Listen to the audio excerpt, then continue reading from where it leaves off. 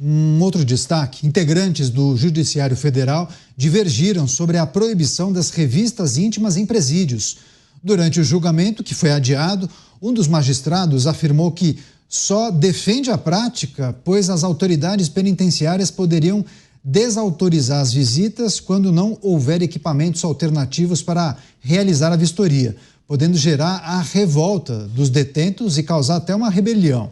Segundo a ideia do relator, os presídios deveriam instalar equipamentos de raio-x, scanners e detectores de metais para não humilhar ou ferir a dignidade humana. De acordo com esse magistrado, apesar de defender a manutenção da revista íntima, a prática só poderia ser feita mediante a autorização do visitante e com protocolos pré-estabelecidos. Você, Dávila, o que a gente precisa discutir sobre esse julgamento em andamento na Suprema Corte brasileira e a avaliação de um desses ministros, né? O fim da revista íntima poderia causar rebeliões. O que nós precisamos discutir, Caniato, é muito simples. Quando o Estado e a Justiça passam a ter medo de bandido, acabou o Estado de Direito. É só isso que acontece. No dia que o Estado se curva para a bandidagem, porque tem medo de rebelião, bom, então eles passam para a Constituição, a lei, deixa eles definirem como é que é a regra do jogo. É inacreditável isso. Aquele que tem a autoridade formal para implementar a lei, defender a ordem no país, está com medo de revolta e rebelião de bandido. Aliás, eu vou dar um pequeno exemplo para lembrar a nossa audiência o desastre que é quando o Estado se curva à bandidagem. Em São Paulo, nós tivemos um dos melhores secretários de Segurança Pública no começo dos anos 2000. Ferreira Pinto, secretário da Segurança, que teve coragem de enfrentar o PCC. Aliás, foi um dos poucos secretários de Segurança que tiveram coragem de enfrentar o PCC. E quando ele enfrentou o PCC, você se lembra muito bem, Caniato, houve uma revolta nos presídios. Puseram fogo pela cidade, não só nos presídios, mas nas ruas. Colocaram fogo, teve conflito, aumentou o número de confronto da polícia com criminosos, aumentou o número de homicídios. E o que acontece? O governo se acovardou e demitiu Ferreira Pinto em 2010. E de lá para cá, o PCC só ganhou espaço, só se tornou uma organização cada vez mais poderosa e forte, infiltrando no Estado brasileiro. Portanto, quando o Estado, as autoridades se acovardam de combater o crime, quem ganha é o criminoso. Cada vez mais essas instituições saem fortalecidas. Foi isto que aconteceu em São Paulo e é isto que vai acontecer no Brasil se tivermos postura como essa no Supremo Tribunal Federal. Você, Beraldo, o que achou dessa projeção, essa análise do ministro do Supremo dizendo que o fim da revista íntima poderia causar rebeliões? Só para a gente explicar para o nosso público, quando ele faz menção à possibilidade de rebelião, é que caso não seja realizada a visita íntima da forma como nós conhecemos hoje, e aí naturalmente uma penitenciária não tem aquele equipamento para fazer o scanner, aí o agente não autorizaria a tal da visita porque a revista íntima não está autorizada. A leitura é que os presos ficariam revoltados e poderiam iniciar uma rebelião por conta da ausência da visita propriamente, Cristiano Beraldo. Então, é mais ou menos nesse sentido a projeção feita pelo ministro. Neto, eu prefiro achar que o ministro se confundiu, que para ele revista íntima são aquelas revistas pornográficas que eventualmente chegavam ali à mão dos presos, porque não é possível a gente imaginar que se pode discutir no Brasil de hoje, no tipo de criminalidade que nós temos e com a dificuldade que existe em colocar bandido na cadeia, que agora haverá preocupação com a dignidade humana da visita que vai até o presídio, que muitas vezes é quem porta droga, celular, artefatos perfurantes e tudo que não pode para dentro do ambiente carcerário. Quem feriu a dignidade humana, quem feriu, muitas vezes de morte, a própria sociedade, é o bandido que lá dentro está. E do governo, da estrutura governamental e da própria sociedade, pessoas como essa merecem ser tratadas com o máximo rigor. E se a família, se os amigos que vão lá fazer visitas tiverem que ser submetidos a um processo que dá segurança ao sistema carcerário, qual é o problema de serem submetidos? Está achando que vai ferir a sua dignidade humana? Então não vá ao presídio. Largue lá o criminoso, para que, quem sabe assim, sozinho, ele possa refletir sobre as barbaridades que fez e as ofensas que cometeu contra a sociedade. Muitas vezes pessoas absolutamente inocentes que são executadas, como ontem discutimos aqui no caso do policial militar que foi morto com diversos tiros na cabeça à luz do dia no meio da rua. Esse Brasil não é um Brasil de faz de conta, não. Não é um Brasil que se fica pensando dentro do ar-condicionado num gabinete bacana de Brasília. Esse Brasil é o Brasil em que as pessoas estão com medo. As pessoas não saem às ruas porque têm medo, porque as ruas hoje se tornaram ambiente dos criminosos. E as pessoas de bem, o cidadão de bem, tem que se permanecer preso em grades e muros altos. Então há uma completa desconexão do Brasil de verdade deste tipo de pensamento que vem dominando o debate no judiciário brasileiro. E o que resta à sociedade fazer? Se entrega? Se muda de uma vez para uma área dominada pela milícia, pelos traficantes? Porque aí sim, se for roubado lá dentro, o traficante manda matar. Aí é pena capital na hora. Não espera o dia seguinte, não. Se houver algum problema, o traficante vai lá e resolve. Não fica esperando o poder público se manifestar. Então, realmente, Caniato, temos um grave problema. Mas vossas excelências parece que não se dão conta. E a revista íntima só existe porque é muito comum que mulheres principalmente, já tenham sido flagradas guardando drogas, objetos perfurantes e outros insumos dentro do próprio corpo para entregar aos criminosos, aos condenados no interior das penitenciárias. Agora, Mota, antes de passar a palavra para você, a gente conseguiu a aspas completa do ministro que fez essa declaração. Eu vou abrir aspas, tá? Vamos, ele refletindo e trazendo a percepção dele no meio dos debates na sessão de ontem. Ele disse o seguinte: vamos gerar uma proibição geral nas visitas até que sejam instalados os scanners e raio-x, e ao criar essa proibição, vamos ter uma sequência de rebeliões. Porque se tem algo que cria rebelião, é quando se perde a visita. Fecho aspas. Essa foi a análise do ministro na sessão de ontem. Você, Mota. Esse é um assunto meio complicado, né? Vamos fazer uma recapitulação rápida. Está sendo discutida no STF a proibição da visita íntima. Então, em determinado momento, alguém deu a seguinte sugestão: não pode mais fazer visita íntima e todo lugar onde tiver criminosos presos tem que instalar um equipamento, um scanner corporal, que não custa pouca coisa. Então, vocês imaginem isso, né? O dinheiro que deveria ir para merenda escolar, para pagar professores, para comprar remédio para o hospital, vai ser usado para comprar scanners corporais. Cada um julgue se isso é bom ou ruim.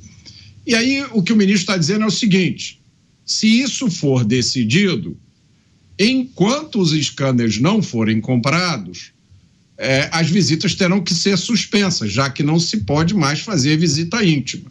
Isso pode gerar rebelião. Na verdade, eu temo o oposto.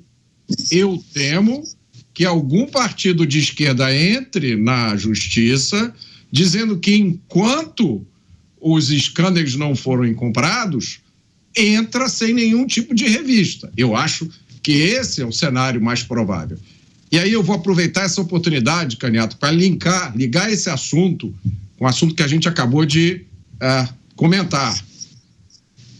Nós estamos vendo a materialização de uma coisa que eu sempre disse: a crise de segurança pública do Brasil não é uma crise, é um projeto. E agora a gente sabe que é um projeto financiado em dólares.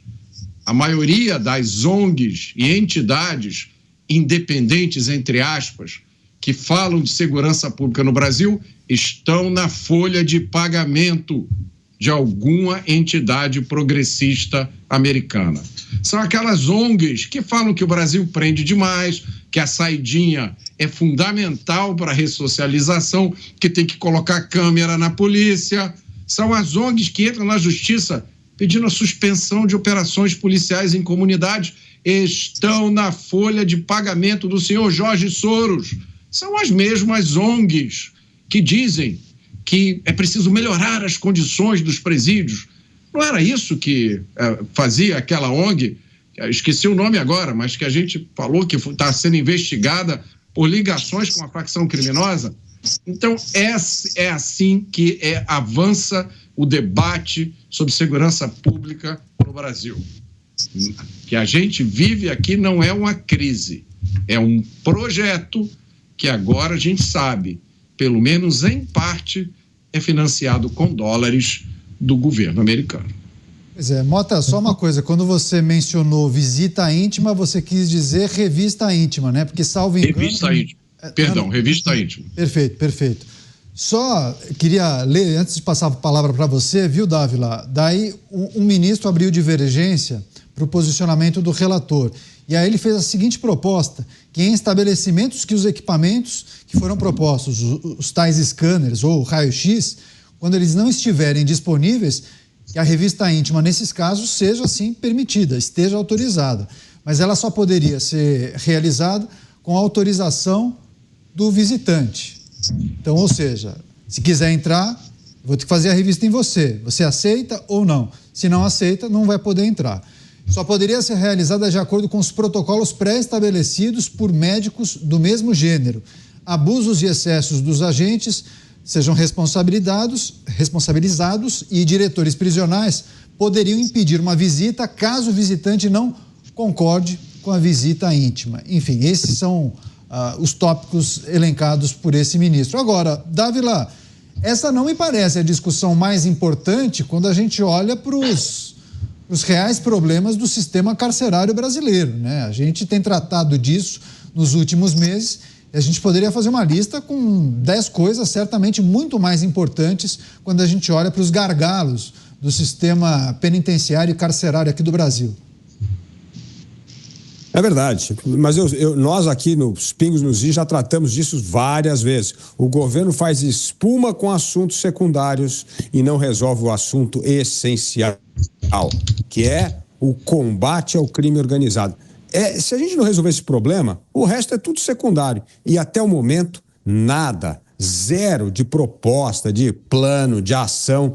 Só tem conversa, comitê, seminário, um monte de bobajada e nada de concreto. Esse é o grande problema. Se nós não resolvermos esse problema, o Brasil vai se tornar um narco-estado. Está a caminho de se tornar um narco-estado, porque o crime organizado só se torna cada vez mais poderoso, infiltrando cada vez mais na política, em ONG, em negócios privados. Nós vimos aqui recentemente a questão dos postos de gasolina. É isso aí. Então, cada vez infiltrando mais. Agora, nós vamos ficar aqui discutindo só a revista íntima. E segundo ponto, essa citação que você acabou de fazer, Caniato, ela é contrária a todos os dados e evidências. Está provado que é justamente a revista íntima que consegue parar um pouquinho do que entra nos presídios. De tudo. De droga, de objetos que não deveriam estar no presídio, de informação que passando como pombo correio do crime organizado para dentro e para fora do presídio.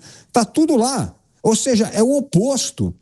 Os dados e evidências mostram exatamente o oposto, que a revista íntima é essencial, porque mesmo tendo revista íntima, está passando esse monte de coisa. Imagina se não tiver, se for a pessoa que vai dizer se ela quer ou não, ou se ela aceita ou não ser revistada. É um absurdo total. Imagina no aeroporto agora, você passa lá, toca no raio-x e fala assim, não quero ser revistado. Então você vai deixar alguém entrar com alguma coisa dentro do avião? É um negócio absurdo. Então, assim, é de novo uma justiça que ignora os dados e evidências de política pública e acaba decidindo de acordo com as suas preferências políticas e ideológicas.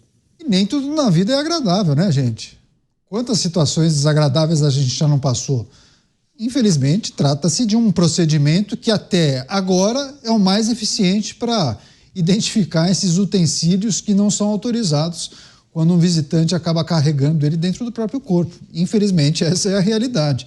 E me parece que é isso, né, Beraldo? A gente observa uma instituição que gasta energia, está debatendo há várias sessões essa questão e parece que está dando uma volta, né? No final das contas, muitos entendem que vão aprovar a medida, vai haver a determinação de aquisição desses equipamentos, como bem disse o Mota, não são equipamentos simples, né? São bem caros, é preciso um investimento importante. E quando não houver o tal equipamento, vai adotar a sistemática de hoje, entendeu? Ou seja, deu-se uma volta enorme para possivelmente ficar do jeito que está. É mais ou menos isso, né?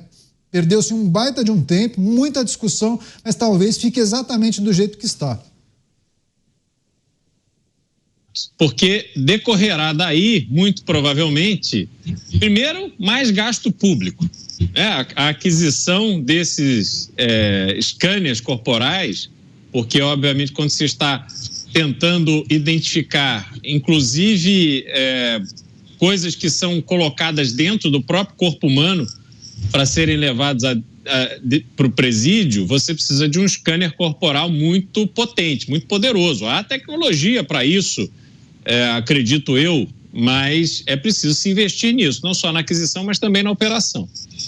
E, de outro lado, o que eu vejo, tendo em vista decisões recentes do mesmo tribunal, é que eles vão colocando e dando declarações, e aí a sociedade vai reagindo, e como sempre acontece no Brasil, a gente vai se acostumando com o absurdo, e aí daqui a pouco é só mais um absurdo no meio de tantos outros, e com isso torna-se facilitado a entrada nos presídios, sobretudo de droga, porque acho que deve ter alguém pensando ali, nossa, tadinho do preso, como é que ele vai ficar sem as 40 gramas de maconha dele? Houve alguém se manifestou, não me lembro quem, que as drogas ajudavam a manter a calma, a turma calma, né? A maconha ajudava a manter a turma calma no presídio. Então há esse tipo de pensamento na cabeça de pessoas que têm influência direta no estabelecimento e no cumprimento de leis e normas no Brasil. Então o resultado disso, Caniato, para mim, é que ao fim desse julgamento, nós como sociedade, pessoas a quem cabe simplesmente trabalhar, pagar imposto e sobreviver ou tentar sobreviver, nós vamos estar mais lascados do que estamos hoje. Seguimos com outras notícias aqui em Os Pingos nos Is.